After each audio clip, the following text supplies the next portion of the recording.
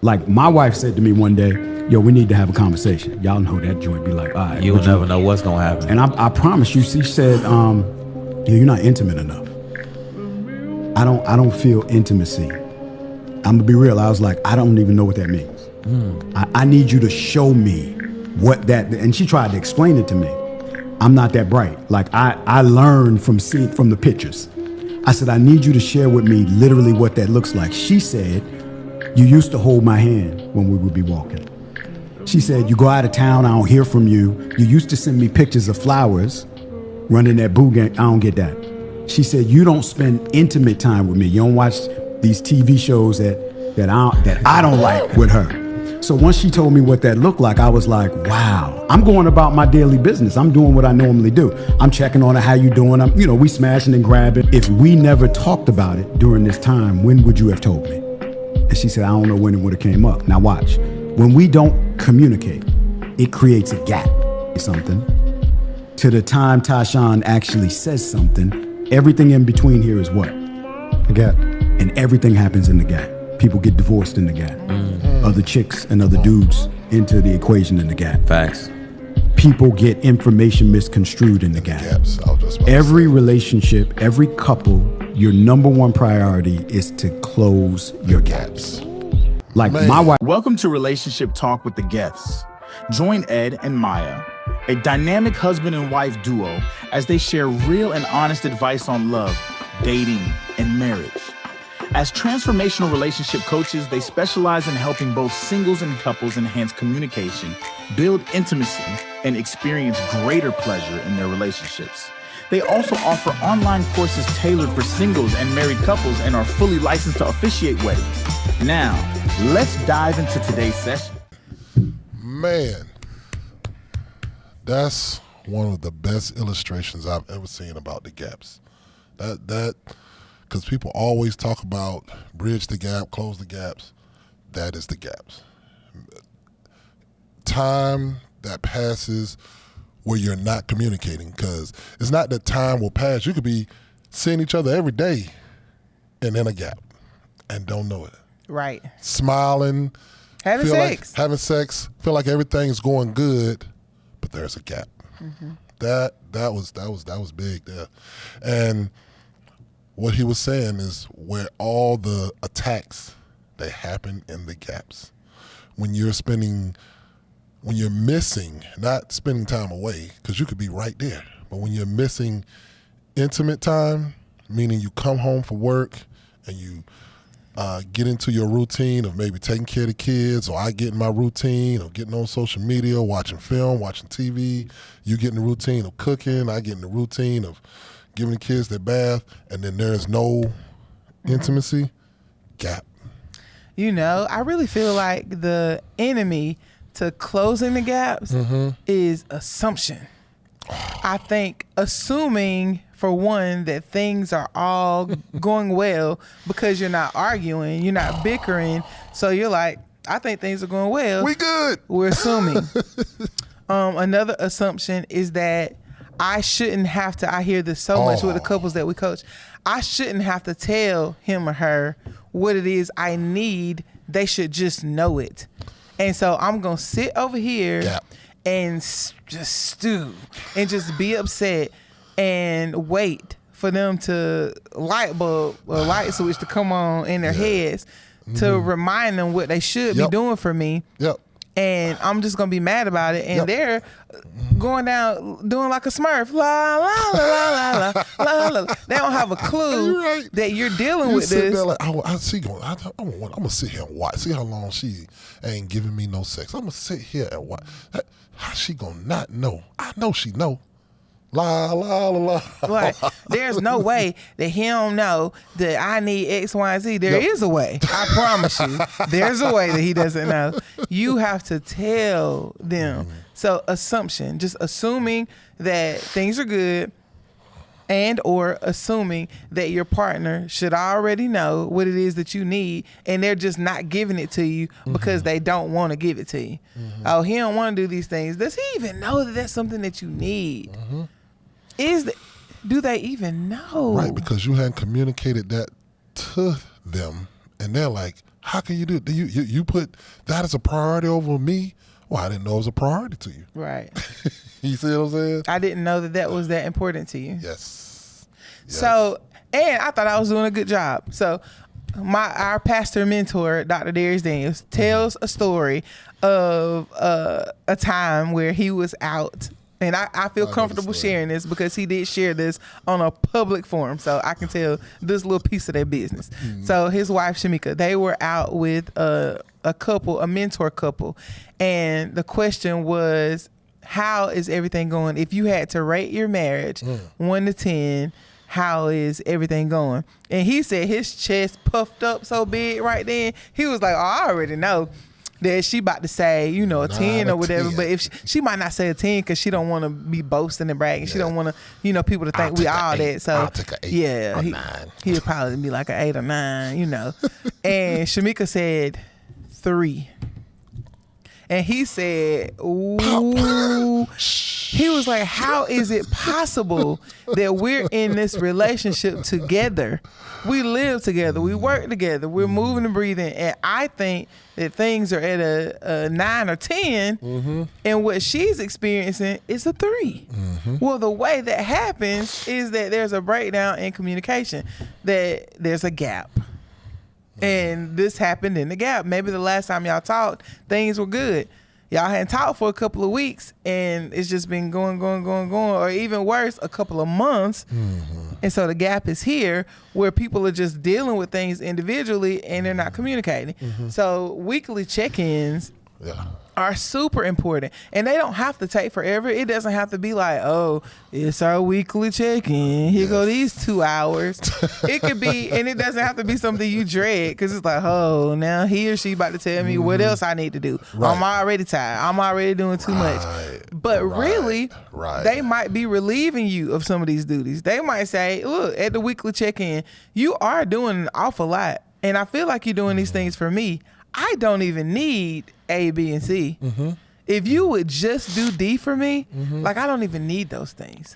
Like, babe, take that off your plate. Let's do this. I was about to say, you do a good job. Sorry to cut you off. You do a good job of addressing that when you said, hey, babe, what do you need from me?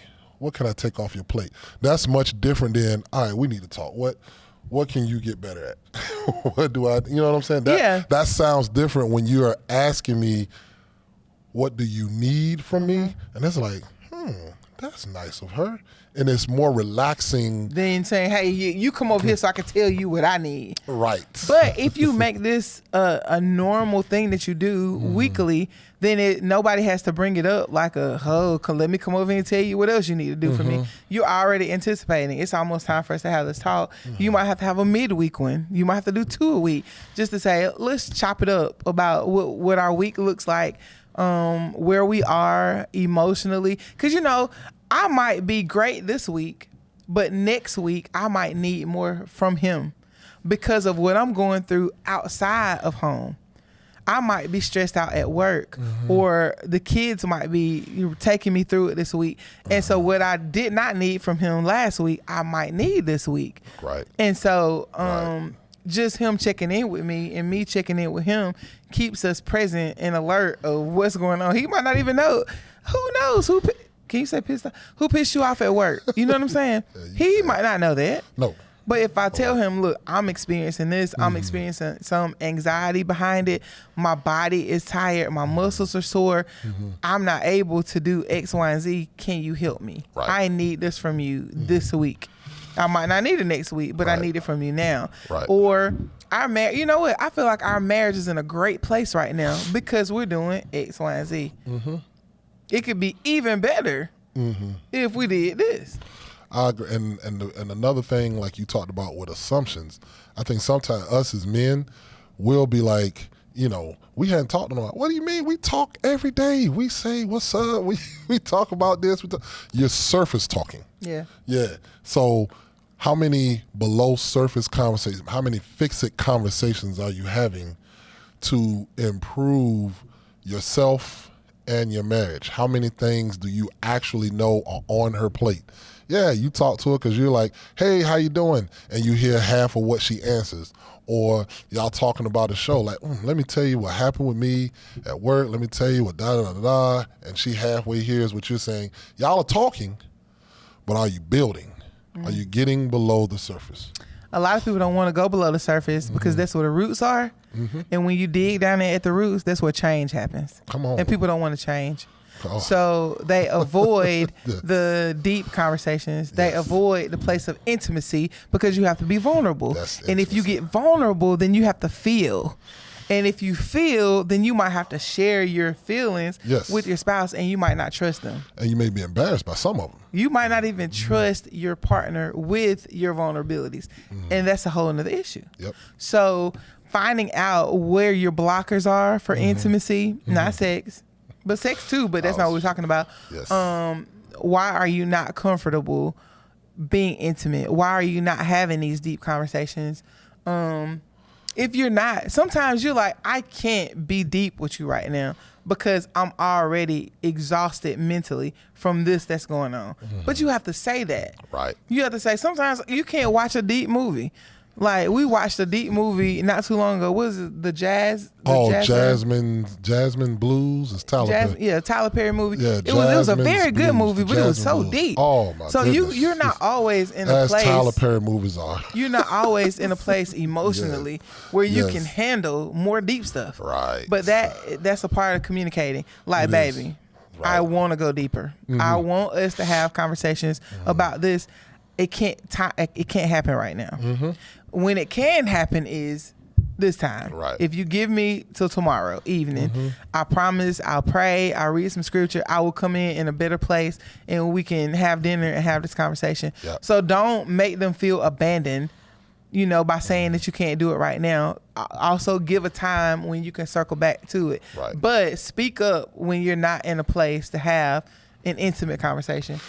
And like he said earlier, most of the time, and maybe I'm speaking just for men, I don't know if women don't know, but I know men, so a lot of us don't know intimacy is not sexually inclusive. Like, we think that's somehow related. We think intimacy maybe just means making love. Slow sex. You Like, you want to be intimate? Oh, okay. That means you got more foreplay and slow it sex down, to play a lot some of music. people. Oh, you want some intimacy? Let me turn this Jodeci on, and now we got intimacy, right? Right. Now my nasty sex fantasy turned into intimacy. That was But, intimacy. The intimacy has everything to do with the connection, and it's Right. built long before the physical comes into play. Correct. So do you understand who I am at the core? Are you treating me at the spirit level? Are we connected in that way? Are Right. are we both healed? Right. Or have you been a part of my healing process? Right. Or have you been a hindrance? All those things can really break intimacy and connection. And not to make it so deep, because it sounds like we made it really loaded, but the most simple way to me for intimacy is just getting to know somebody deeper without it being sexual. Well, because I've heard people say, it's intimacy. Into me, you see. Like, Yes, can you I've heard see that. into me? Can you? That's pretty much like, are we Oh, yeah, connected in a way I can see that into you see what I'm saying? See You what I'm still trying to make it nasty. I know. I'm sorry. Can you see into me in a way that you feel when I'm off? Like, do you Yes. know when I'm Yeah. off? And when you feel that, do you ask me? Right. And when you ask me, do I trust you enough to tell Ooh, you? come on, Do that you part. handle me That well? part. Yes. When you notice that I'm off and you ask me if I'm okay, and I tell you no, can I tell you why without you weaponizing everything that I lay on the table? If you weaponize my vulnerabilities, I don't feel safe with you in that way anymore, and the sex is just gonna be the sex. Yep. Because I can't open up to you in a way that, we can be intimate, that I can lay in your arms and feel safe and protected. Right. I'm on edge. I don't really want you to touch me like that. And that's also, that falls, and see how intimacy layers other avenues as men that we're supposed to be for our wives. That's part of protection and security. Not just, I can beat up anybody that comes in the house, or that I got a gun, I'll kill somebody for you, or I'll die for you. protection in the sense of her heart. Intimacy is the glue to that. It is the glue to protection, because if I can be intimate with you, then also now you feel even more protected. Now you're more willing to, keyword, submit and be submissive to things that I need. When I'm intimate with her, it's more likely that now she can fall into the place that Christ has deemed her and where Christ has put me. If I hand you my heart, are you super careful with it? Do you care for it? Or do you pull like what Steve Urkel said? You rip that sucker and stomp that sucker flat.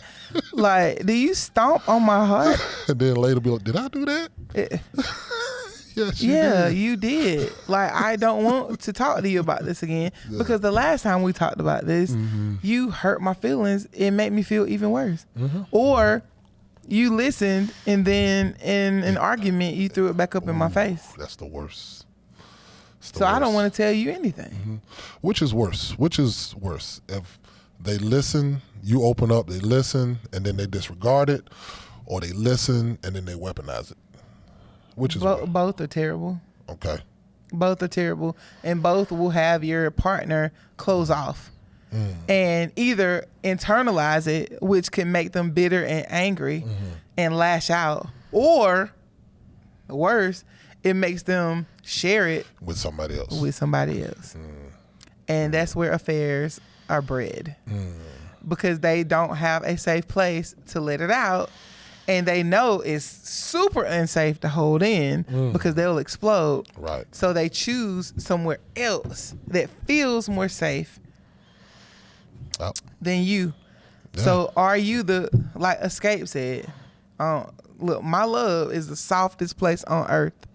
Are you the softest and safest place on earth for your spouse's heart? Man, if not, then that needs to be the goal. That's good. What can I do today, tomorrow, and every day after to continue to grow and become the softest and safest place on earth for you? Be that soft place. Be that safe place. Safe. Safe. That's big. All right. All right. Next time.